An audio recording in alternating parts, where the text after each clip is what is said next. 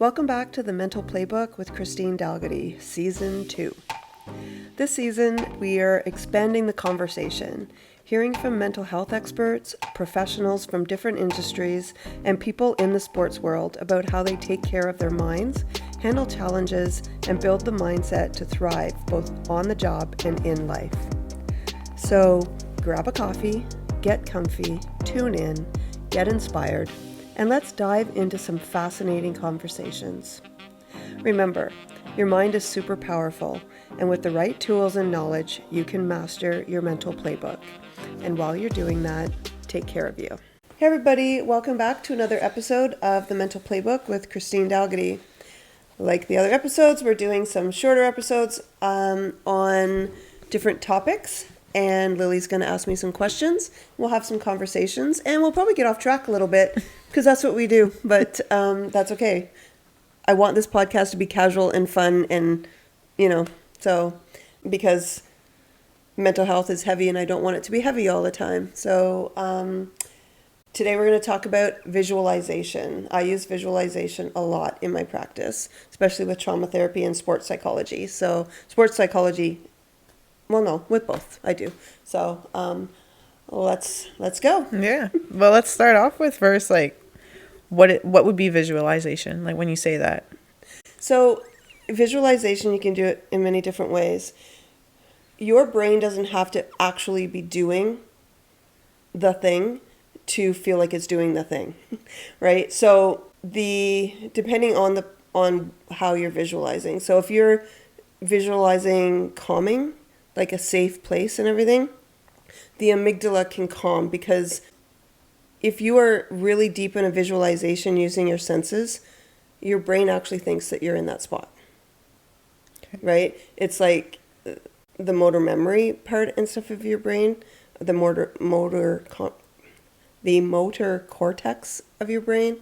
So visualization can be guided imagery, mental imagery, where I might talk you through it using your senses. So close your eyes, think of sitting by a lake, look around, what do you see, that kind of thing.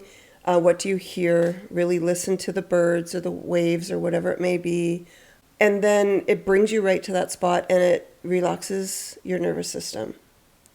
Visualization, like for sports, if you visualize yourself, the picture that I work with, if you visualize yourself, like how you're putting, whether it's a knuckleball or how you're putting your hand, your arm going around, your stance, your leg, what it does, visualizing the ball going into like corner, strike zone, or wherever, you keep visualizing that, it creates the neural pathways in your brain that when you go to do it, your hippocampus says, oh, I've done this 100 times, even though maybe you never did it before. And so it can recreate that, and you just muscle memory again, you just do it. Right? Or you can visualize yourself succeeding in something, doing a presentation, really. But it's not just like close your eyes and like, oh yeah, I'm doing you have to, like, visualization is using your senses and really going deep.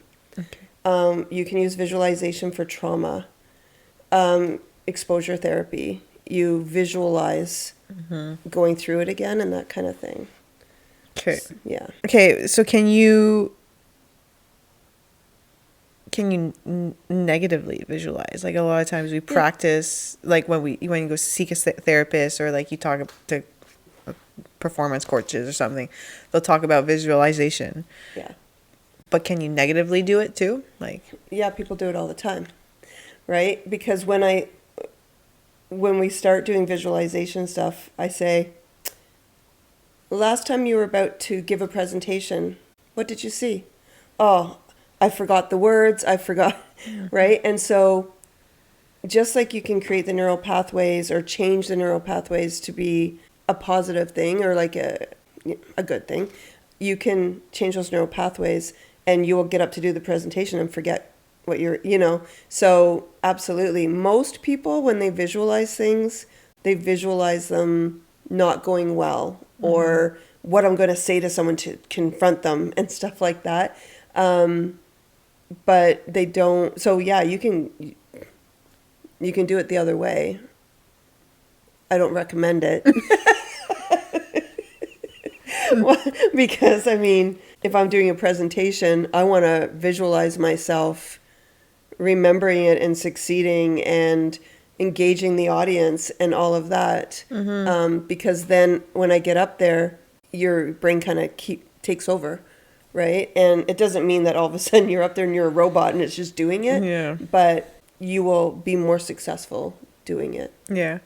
But why, like you said, a lot of people just automatically go the negative route. Like, why do we do that? Like, why does our brain I think it's like an anxiety thing, because usually when you go to the negative, like it's things that are performance based, stressful, confrontational, that kind of thing. And even playing sports, right? It's still stressful. It's not, if you're a pitcher, there's a lot of pressure. If any position, depending on the level of sport, there's a lot. But pitcher, I mean, team loses, and what do they say? It's on the pitcher a lot, right? So, or goalie, or whatever, right? So, I think it's just anxiety based because your brain wants to protect you. And so anxiety is actually your brain's way of protecting you, which seems so like an oxymoron. Right? Yeah. No, it's not protecting. It's making me be afraid of everything so that you're prepared for everything. And so it goes to the worst case scenario so that you're prepared if it happens. So that your brain can say, okay, see, I told you this was going to happen. Yeah. Right? So I think that's mostly why people visualize the worst case scenario instead of what they're going to do. Yeah. So would it be more important to focus on the outcome or the process of, like, if you're here? Sorry, I interrupted you. Continue. No. But it's both. You just said both. So why'd you say it so fast? Like because depending what you're doing, right? Okay. So if I'm doing sports psychology with somebody, I'm just going to use a picture because it's. If I'm doing actually no, I'll use a shortstop. If I'm doing sports psychology with a shortstop, it's not just the outcome of throwing the ball to first base, or it's usually first base, right? It's the process of visualizing the ball coming off the bat, visualizing the ball in the air, or visualizing the ball, like we do all different scenarios, visualizing the ball hitting the ground, the position you're going to be in to scoop that ball up, the visualizing where the pitcher's glove is, the first baseman's glove is, visualizing where you're throwing the ball, visualizing and feeling, because you connect the sensations, feeling your arm going around and the ball releasing. You visualize all of it. And then you visualize the ball getting in the first baseman's glove and out. So it's the process and the outcome that we're visualizing. Okay. In sports psychology. But I guess like in safe places and stuff like that, it's a different visualization in the sense that it's not a success.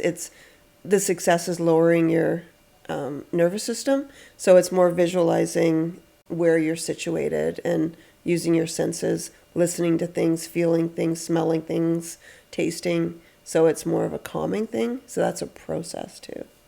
Okay. What is the most common reason why people use visualization, either to come and see you or just on a day-to-day? Calming. Calming, really? Yep.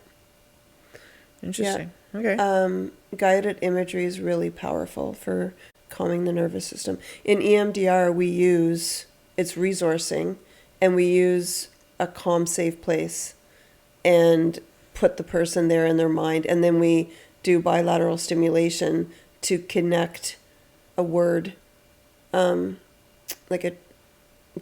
install that calm place. And we connect a word to it, a word or a phrase. Yeah, it's mostly calming. Sometimes it's things that they have to do, like an exam or something like that. But unless it's sports psychology, if it's just general or trauma therapy, it's nervous system regulation that we use visualization for. Okay. Yeah. To differentiate, so the people that think that visualization is just maybe like manifesting, do you want to talk a little bit about that too? Because do you believe in manifesting? I do. Yeah. I do. Yeah. I struggle with it because I have a spiritual side of me, but I have a psychological, scientific side of me. That's why we're asking. Yeah, I knew that. And so I think that some people might call it karma too, though. You know, like I think that if you're always visualizing the worst case scenarios, the worst case scenarios are going to happen. Because you're manifesting it by living your life in that way too. Right? And if you visualize what you want in life and what you know, if I'm visualizing that I want to be the next podcast, you know, guru or whatever, then I'm going to work hard and do all the things because that's, you know, if I'm visualizing that I'm just doing this for fun and nothing's going to come of it, then I'm not going to put the effort in. So that's my psychological, scientific side of it. What I really struggle with is like when you see spiritual things and they say, no, like you need to say, I'm going to do this by this time. You know, like some of them are like, put water in a dish and on a new moon and do this and then manifest, like write down at the end of 2026 this is happening and this is happening and say it like it's already happened and do all of that. I don't know. And then my brain's going, don't say you don't believe in it, because what if you jinx yourself? What if the universe says, oh, she doesn't believe in us? Then, the struggles of being both. Yes. So I do believe in manifestation in the sense that I don't think if I say I'm going to be a billionaire or a millionaire by 2027 and I keep saying that, or I am. Yeah. It's so nice. They always say like, it's so great being a millionaire and this, I can do this and this, and you keep saying it and then you'll be a millionaire. Do I totally believe in that? I don't think so, but I do believe that if we visualize things the way we want them and we visualize our life the way we want it and really visualize, not like, oh yeah, I can just see myself doing this. Like I do those kinds of things. I look into the future at what, like someday I want to do kind of TED Talk kind of things, right? Like that's something that I've wanted to do. And I visualize myself doing them. And then as I'm visualizing myself doing them, I come up with ideas of stuff I want to talk about. And, you know, that kind of thing. And so I think that kind of manifestation and visualizing, because then it's something that I see and I work towards. Yeah. Yeah. But do I think that visualizing something is just going to make it happen?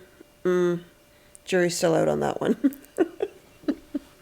No, but like you said, it's like where you put your effort. Like there's visualizing, okay, you want to do that TED Talk. It's like, okay, that's not the end of it. It's not just like thinking every night like, oh, I'm going to be up on the stage at doing TED Talk and not do anything, not do any steps towards it, right? That's right. So I think it's an important part that I think some people that the like true manifestors, let's say, like they do know that. They do know that there's like you put your energy into where you want to be. You got to take the steps towards it. Yeah.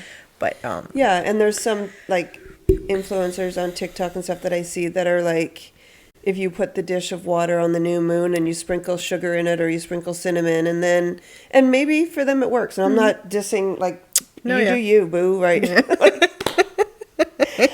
You know, if that's something that works and maybe it has worked for them and stuff, but and then they just say, if you say it like it's already happening, then it's going to happen. And I think that sometimes that can give people a false,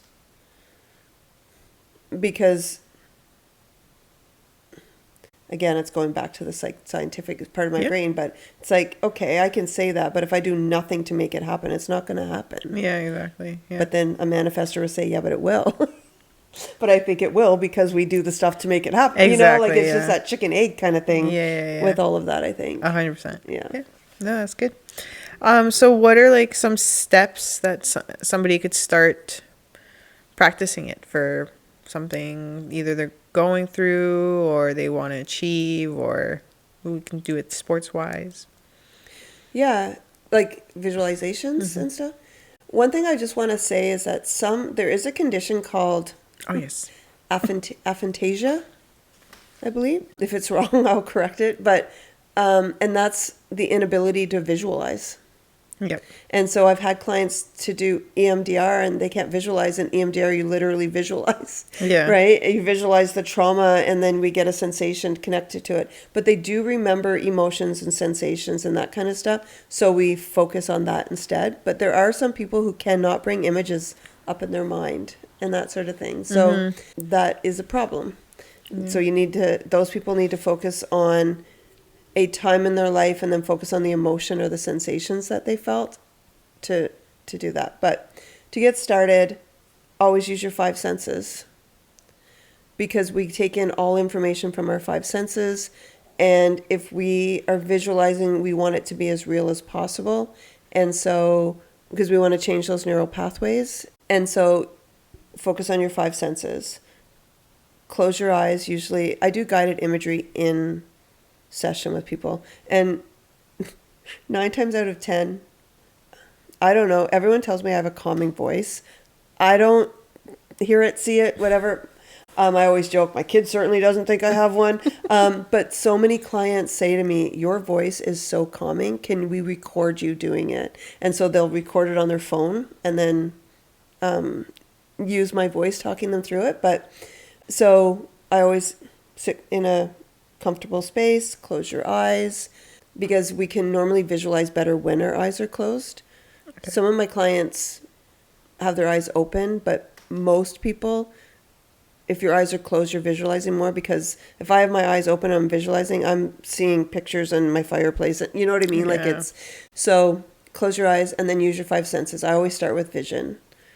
And so no matter what it is, so if it's a calm place, where are you I ask them, where are you sitting?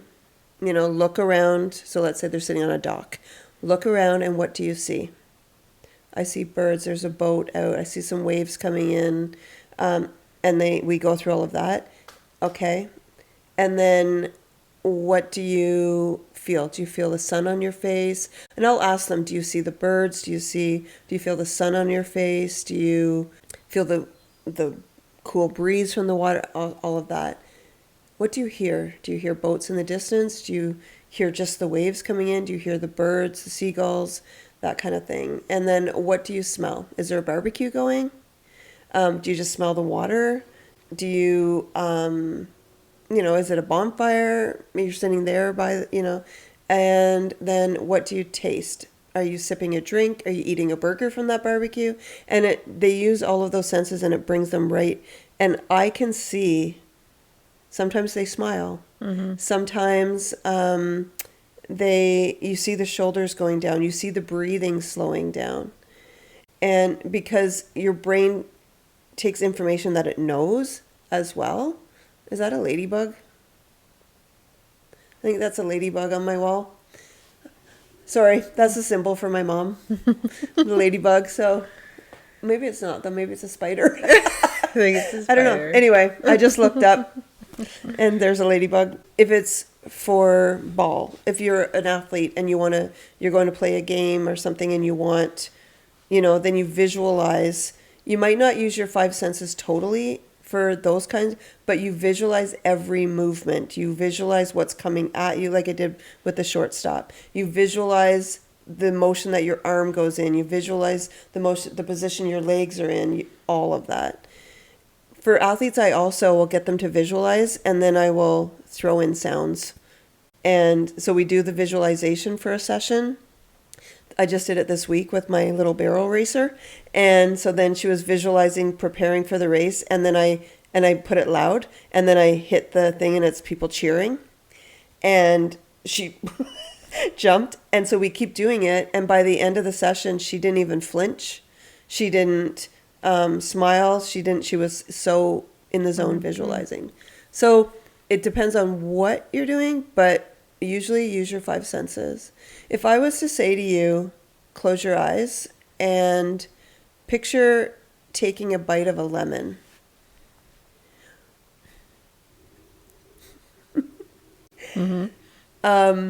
Usually you start salivating. Your throat kind of feels like that sour, Okay. right? Or you think of the sour. If you really visualize taking a bite of it, you salivate, you do all the things that you would if you Yeah. took a bite of a lemon. Yeah. Like the sourness, the like face. Often when I say to people, take a bite of a lemon, they're like, they automatically do yeah. it, right? So that's because that's that muscle memory thing. So when you're visualizing, you weren't really eating a lemon, No, yeah. but your body reacted in a way that you were. It automatically, like, I didn't visualize it completely, but then I automatically, like, salivated a little Yeah. bit. Like, my mouth became watery. Watery, So, yeah. So, yeah, you can use your experiences to bring you there, or your brain doesn't know the difference, like I said, of actually, like if you're really into the visualization, you don't have to be doing the thing to feel like you're doing the thing. yeah. Yeah, your hippocampus will keep that. That's why I often say to clients, like if you have to have a difficult conversation, visualize what you're saying, script it out, visualize yourself saying it, visualize how you're going to respond if they say something, because when you walk up to that person, the hippocampus says, I've already done this, this is easy. It's like you're actually practicing it, but you're not actually practicing it. How many times, though, would you say Depends you on have the to practice? person. Okay. Depends on the person. So if they're very anxious or afraid of confrontation, they may practice it a lot, right? And I often say, script things out and read it over and over and over, like 100 times. It takes the emotion out of it, because then the hippocampus just kind of says it, Okay. right? Well, the hippocampus doesn't say it, but because it's like, oh, I've done this before. So it depends on the situation. There's sometimes that you can just go into a visualization once and it's good to go. Sometimes when I'm working with athletes, we do it over and over. Yeah. And then I get them, like, before you go out on the field, I want you to visualize this stuff.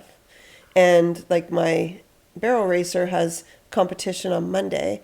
And so I gave her visualizations for every day, 7 Okay. days leading up to it. Different visualizations, like preparation, going around the barrel, if you're feeling stress, if you hear, because one thing too that we work through with visualization and focus, just removing distractions, is hearing barrel racers before her, their scores and stuff, right? Because it's like their times, it's like, you know, so it's like blocking that out or hearing it and visualizing yourself. It's okay, I know my, right? So for them, it's like 7 days leading up to the competition or something. So it's just individual. Cool. Yeah. Good. Is that it? That's what I got. All right. Thank you for joining us for this episode on visualization. If you have any questions, if you want more information on it, please leave a comment or send us a DM, and we will be happy to expand on it. If you want me to post some guided imagery, let us know too, because I can record those and you can use them in your own visualizations. All right. Take care of you. That's it for today's episode of The Mental Playbook with Christine Dalgety. Remember, the work doesn't end because the episode does. Thank you so much for listening and for being part of these conversations. If you're enjoying the podcast, please rate and follow us on Spotify. It helps us grow and reach more people who might need this too. And don't forget, take care of you.